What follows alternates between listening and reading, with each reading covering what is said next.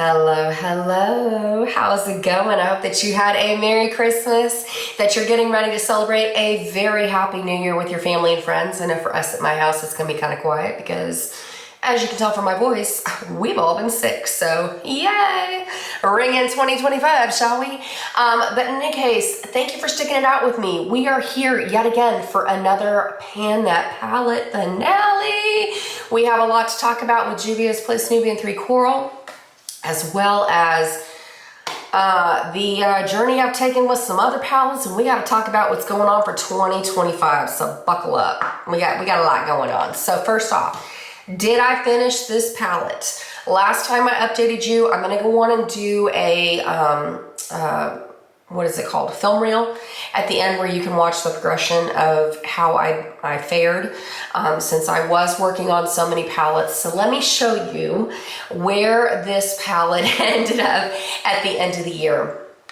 And this is where we are. No, I didn't finish it, but you know what? I'm completely happy with what's going on. I am thrilled. No matter how many times I've done this challenge, I started it back in 2013. I never stop learning. And this year in particular, I stretched myself out of my comfort zone yet again. And especially I know that if you've been with me for a long time, you're watching my hair change, you're watching me kind of go through figuring things out and trying to establish a new makeup routine now. The aging is setting in, and it's really been kind of a journey in itself. And one of the things that I've realized with this palette was it was a great transition to start doing that. The reason I say that is because Juvia's Place Nubian 3 Coral really, really helped me to fall in love with a smoky eye. I mean, just totally. In fact, this is a take on it. The video I made for the Get Ready With Me is called something like Amber's Armadillo Eyes. I'll go on and link it up here in the cards as well as the description box below. I love that look so much, and it made me fall in love with a shade from my MAC palette that I've been panning for the Kicking It Old School Pan That palette. I mean, it's been a whole moment. The other shadow that I've really learned how to embrace in the last several months, because it just frightened me for most of the year, was this gorgeous red shade. And I will tell you, if you are starting the process like I am of really letting your hair go gray, one of the beautiful things that you can do for your skin, I heard this from a makeup artist that was doing an ad on Instagram for a red lip, but she was talking about how it really adds a lot of color and liveliness to our faces when we wear red blushes, especially as our hair is losing its pigmentation, like when it's going gray and when it's going white. And it was something that kind of dawned on me, but at the same time I was like, I'm not ready for, stark red blush. But what I noticed is this was absolutely gorgeous, blended out on the cheeks. It's actually what I have on my cheeks today, if you can believe it, and I'm really enjoying it. So I know that we're at the end of December, but realistically, I've got about a week left. I wanted to go on and update you and, bid adieu to this palette now, but, I could finish another shade. And as far as this orange goes in the bottom, it's just not going to happen because unless I blend it with other things, it's not flattering on my skin tone at all. Like I wear it to blend out my crease shade, and it's fine when you can wear it in small amounts. But in terms of wearing it like as a color on my eyes, now that my hair is changing, it doesn't look good, and I'm not gonna hate pan it. I'm not gonna force myself to use it. I'm just gonna say, you know what? It's okay. It's okay. The other shades in this palette, like I said, I've really, really, really learned to love and embrace wearing the grays, wearing the peachy corals and things like that, like the gray that was down here in the bottom. I'm gonna need to put a picture over here so that I can show you. But that smoky gray that was in the bottom, I loved that shade. And the way that I found that I loved it the best was to put it over a white eyeshadow base, and then I would take the matte gray that's in the top row and blend out my crease, and then I would go in with a deeper charcoal shade from another palette. Easy one and done smoky eye. I got so many compliments on it. In fact, that is the vibe that I'm wearing now, except the only thing that has changed is I'm wearing a ColourPop shadow in my crease that's in a dove gray color. I'm still wearing that MAC shadow, and then I'm going through with the charcoal shade that I had before, and it's just lovely. The other thing that I fell in love with were the shades that were down here, like the sparkly coral. I wore it as a lid shade. I wore it as an inner corner shade. I wore it as a highlighting shade. You name it, it was on my face in somehow, some way, and it was gorgeous. This red shade I ended up wearing on my lids. I wore it in my crease. Of course, I wore it as a blush. Beautiful, beautiful. In fact, at the end of this video, I'll go in and put in some pictures of some looks that I had. The only colors that I really had trouble with were the two silvers that went right here. There was a deeper silver that actually had pretty decent pigmentation on its own, and then there was a really light silver over here that really was just kind of a pain in the butt to use. I did hit substantial pan in them, and then I ended up combining what was left of them together to make one shade because, like I said, I ended up having to mix them most of the time that I wore them together. I would put them all over my lids. So let me show you. This is what's left, and even then it's not fully, filling up the pan because I did make a lot of progress. But this is a combination of the two silver shades from Juvia's Place, and they're really nice, but like I said, I was just kind of like, and so I went on and mixed them, and if I need a good silver shade, it's fine. I've also worn this as a lid shade. I've worn it with charcoals, I've worn it with black, I've worn it with brown. I've done all sorts of things. I've worn it as a highlighting shade. I mean, again, you name it, I've done it in the last couple of months in the name of trying to finish off this palette. So as far as what I've learned from this, warm smoky eyes, beautiful. I had several reddish brown smoky eyes that I absolutely loved, where I would take the maroonish brown that was in this pan. Again, I'll have to put another picture over here so you can see it. I would combine it. There was a kind of a rosy gold shadow that was up here in the corner that I loved to throw on my lid, and I would use it over the MAC shadow base in Art Therapy. It looks like this to give it a really solid base. And one of the things that I would do is I would either apply it with my finger, or if you haven't picked up one of these tools for yourself, it's one of those Revlon, I guess you call it the jelly like stamper thing, that it has like the jelly foundation applicator, and then I like using the eye end of this to go on and apply the MAC, what do you call these? Paint pots. It's been a moment, y'all.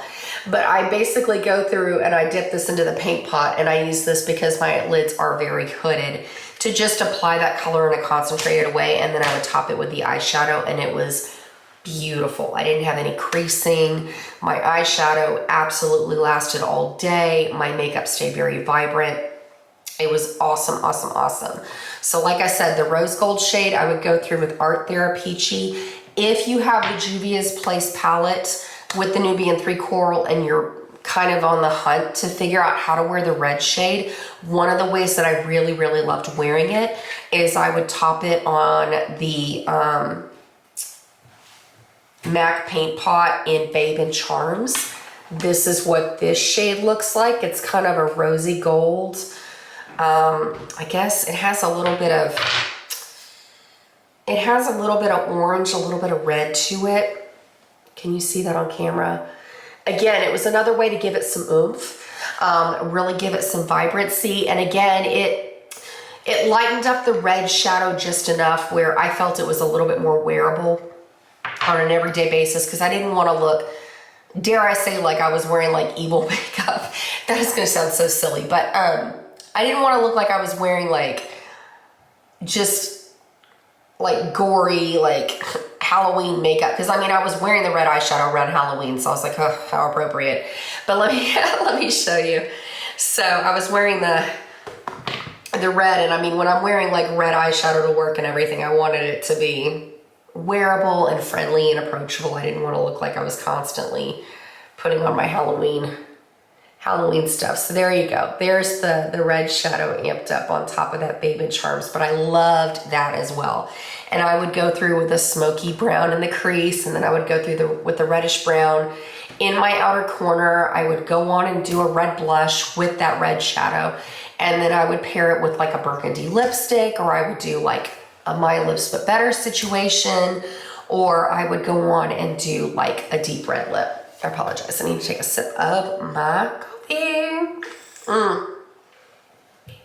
Speaking of which, have y'all jumped on that viral TikTok trend of the whole like Jobby coffee? Excellent stuff. Excellent. I love mixing mine like the mocha one with just a little bit of caramel sauce and like lactose-free chocolate milk. So good. So good. Okay, so in any case, I'm thrilled with what I was able to do. Let's talk about some of the other things. I mean, yes, I might have finished the Juvia's Place palette had I not worked on so many other things, because I did. I was bouncing around a lot of my collection. In fact, a lot of you noticed that, and they were like, if you would just focus your energy, you could like handle, you know, going back to finishing more of like a palette in one time, and I totally get it. But at the same time, I did what I needed to do, and I'm thrilled with it. So going into other palettes, I really put focuses on my 2 MAC palettes that have been in my collection for eons. So in terms of my MAC Warm Neutrals palette, I was able to go through as I panned the Juvia's Place palette. I finished off a highlighting shade. I finished off, I believe this was a lid shade. Vanilla extract. I may have used this as a highlighting shade too. I don't remember. And then I do remember finishing off the espresso brown on the top. So to be able to finish off 3 MAC shadows is huge. Huge, because these shadows are so densely packed. It is ridiculous. So that is another couple of shadows out of my collection. And then as far as my MAC and the Flesh, this is where I've really been proud of myself. Again, this is going to be popping up into next year because I'm not done with this yet. But this is where we are with MAC and the Flesh. I've been using Carbon all year to line my lash line. I've been going through with this shadow right here, which is called Black Factor. I've been using this in my brows. I use it in my outer corner. This is the charcoal shade that I've been loving. I finally hit pan in it this year. And then I've also been going through, this has been my highlighting shade for the majority of the year, once I finish that shade from the Warm Neutrals palette. And then I've also dipped in here and there with this as a contour, running it through my eyebrows. And this is the shade that I've been loving on my lid when I want to do a smoky eye now for that gray look. So I kind of wanted to see if I could hit pan in this as well. So that's where we are. And then in terms of going through with my Z palette, I was able to finish a Natasha Denona shadow from the Trio Chrome palette. I finished the warm brown that was in the bottom of there. That was this pan. Actually, let me just show you. It was this pan over here. I finished a highlighting shade from Too Faced that was in Peach Butter. That was finished during 2024. This I'd actually finished when I did a charcoal mixing shadow, Franken shadow earlier before I had to do this for the silver pan. So this pan's been emptied several times. And then I pulled this out of the Subculture palette. Or not Subculture. Natasha Denona Metropolis, since they both have teal for the packaging. I totally had that on the brain. Subculture has been out of my collection for quite some time now, but this is that Queen or Phyllis shade, Queen Phyllis. It's on the right hand side of the Metropolis palette. I've been using this as a facial highlight, and as you can see, I'm finally clearing out the side of the pan. And the other shadow that I'm making tremendous progress in lately has been this Too Faced shadow down here. And this is called Truffled. I don't remember which palette this came out of, but I've used this as a contour. I've used this as a crease shadow. I've used this in my eyebrows. Again, a bronzer, you name it, I've used it. I really, really enjoy it. It is not an exciting shadow. It is nothing to write home about, but I am getting through it. So like I said, I've had the focus on, like I've needed to have my blinders on to just get my act together and finish some serious makeup. The other things I was able to do, I was able to finish off a pan of MAC Soft Brown. This is in my empties video for the year. And I also went through with my Natasha Denona Biba palette, and I was able to start working in here to go on and hit pan in this shadow right here. Oh, and that makes me remember, I totally forgot. I need to, this is where my head is, y'all. I got too much going on. My Natasha Denona Mini Biba palette. This was, you know, something that I spent an incredible amount of time with, especially as I panned the Juvia's Place palette. This is where we ended up with Mini Biba. I was able to finish these two shades. I was able to hit serious pan in this. I love using this in my outer corner. And then I also ran through with this coral shade mixed with the matte orange from Juvia's Place as a blush. I would mix them together to run through my crease. I would wear this alone as a blush.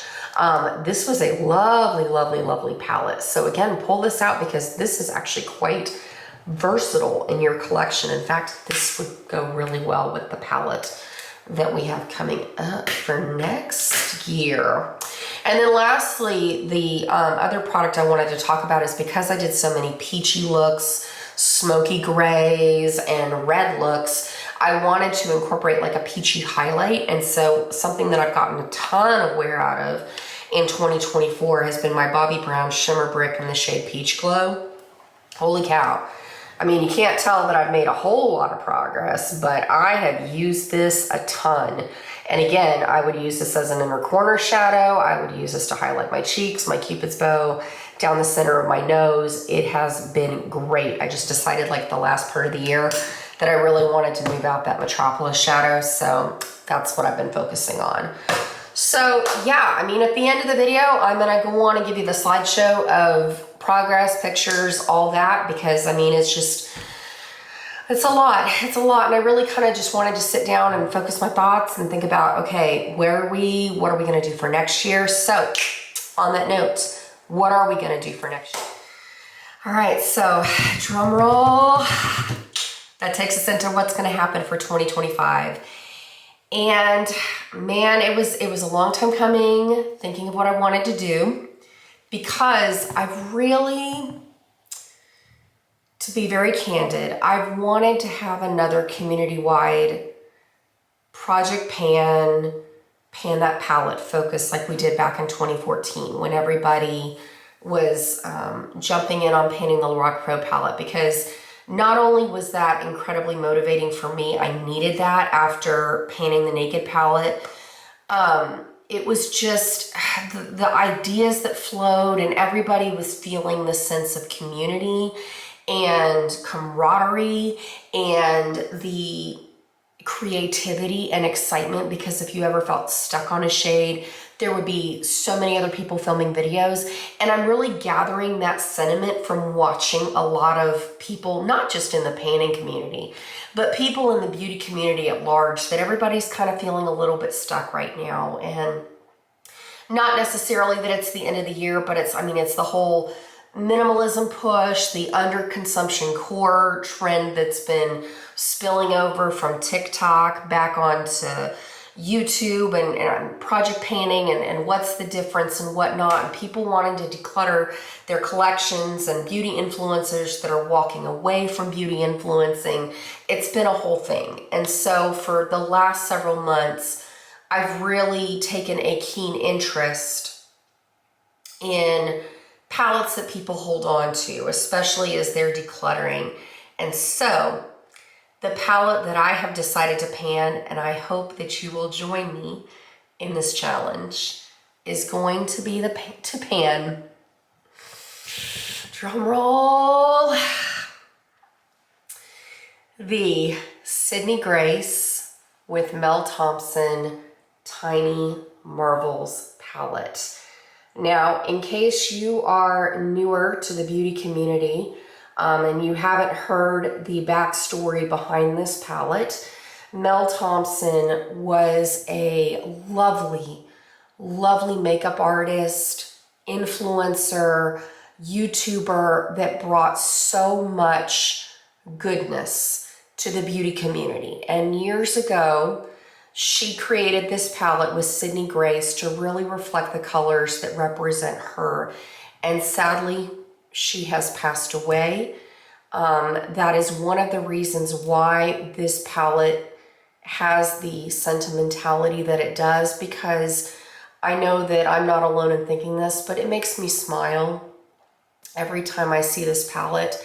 And I thought, what better way to celebrate her life, to celebrate her memory, by using this palette for the next year. That's what she would have wanted us to do. She wouldn't have wanted us to keep these to go bad in our makeup collections, or to memorialize them forever and never ever touch them because we can't let go of these palettes in our hearts because they're associated with her. She would want us to go through the process. And so I am ready to do that. And like I said, I encourage you to grab your palette and jump in on the challenge with me. I think it will be not only a lot of fun, but I think it will be a very healing journey. And again, a way for us to celebrate Mel's life, bring some attention back to her videos, because her family does get to enjoy some of the monetary benefits of going back and watching the videos. You can still purchase this palette online. I don't remember if it was specifically through the Sydney Grace website anymore, but if you type in the Mel Thompson Tiny Marvels palette, there are websites that you can still get this if you would like to jump in on this challenge, because let's talk about the colors. It's gonna be a fun year. The colors in this palette are very, very vibrant. As you can see, I wanted to get a little bit of touch and go effort just to kind of see what I'm working with. In fact, I've been wearing this as a, highlighting shade to amp up the silver from the Juvia's Place on my inner corner for a couple of weeks. I've also gone through and started dabbling in some of these matte shadows just to kind of see, but this is going to be a really fun year of experimenting with some color. I know the Pantone color of the year is focused around more browns and the mocha trend. So when the colors come back in vogue, I think that these are going to be fantastic neutrals. And again, Mel was very thoughtful in the way that she planned these palettes to go together. So even though some of the shades look very vibrant, like this really yellow gold right here, that's going to be, that's going to be a little bit of a challenge. I know, especially with, graying hair. But you know what? Mel was never, shy of a challenge. I think that it'll be fun to go on and embrace it too. And again, I hope that you join me. I really, really hope that you join me in terms of painting this palette, because I think it will be a lot of fun. I think it will be a brilliant way to go on and look at other things in our collection. In fact, I pulled out some other palettes, and I don't know if this is available, but I like to buy the Paper Made palettes off of Etsy. The shop that I like to buy from is called Another Soul. I'll go on and link it in the description box below. But I found this palette as well that also kind of reminded me of Mel, just with the greens and the butterflies and the beautiful colors and just the gorgeous looking lady on the front of it. I thought, oh my gosh, I can't pass this up. And then there's a beautiful skull on the back. But what I've done is I've also found some complementary shades that I felt would pair very well with the Sydney Grace shadows in her Tiny Marvels palette. And I've pulled out ColourPop shades and other things. So I'm going to also be updating you on progress with what's kind of going on with some of these shadows as well. And then I will still continue working on some things here and there from my MAC in the Flesh palette. And then if we have some other things just to kind of pair in if I need highlighting shades or whatnot. But bottom line is, main focus is I really want to spend 2025 going through the Sydney Grace and Mel Thompson Tiny Marbles palettes. So I'm excited. I'm really excited, and I think it's going to be a very sweet journey. In fact, I will be going back to my normal schedule in terms of updating in the middle of the month. And I, you know, as I spoke about at the beginning of this video about, you know, kind of getting my act together in terms of my makeup and decluttering and minimalizing and capsule wardrobing and capsule makeuping and project panning, I am ready to really hit the ground running for 2025. I have some panning projects that I want to get done. I have an empties video that I want to get out for you. I'm ready to film my collection in case you're curious about what else is behind the scenes. I'm ready to show my vanity drawer because, like I said, I've really figured a lot of things out. So I hope that you are having an amazing time with your makeup. Jump in on a Pan That palette. Thank you so much for following me thus far. Even though my uploading has been hit and miss for the last couple of years, whether it's been because I haven't been wearing makeup as much or things have gotten busy, or like this year I've been project painting behind the scenes. I just haven't been filming necessarily as often as I have in the past. So I really do think that 2025, I got my makeup wearing back on track. And so now, or 2024, I got my makeup wearing back on track. So 2025, I really feel like I'm not only going to get my makeup wearing on the same track of at least, you know, wearing it 6 times a week, but I will have a more consistent filming schedule because, again, I do feel like if we have a community effort, painting this palette, not only is it going to be sweet to go through this together, it's going to spark that creativity I think that we're all looking for in the panning community. So until next time, I hope that you have a wonderful new year. Be safe, have fun, and I look forward to seeing you in the next video. Adios.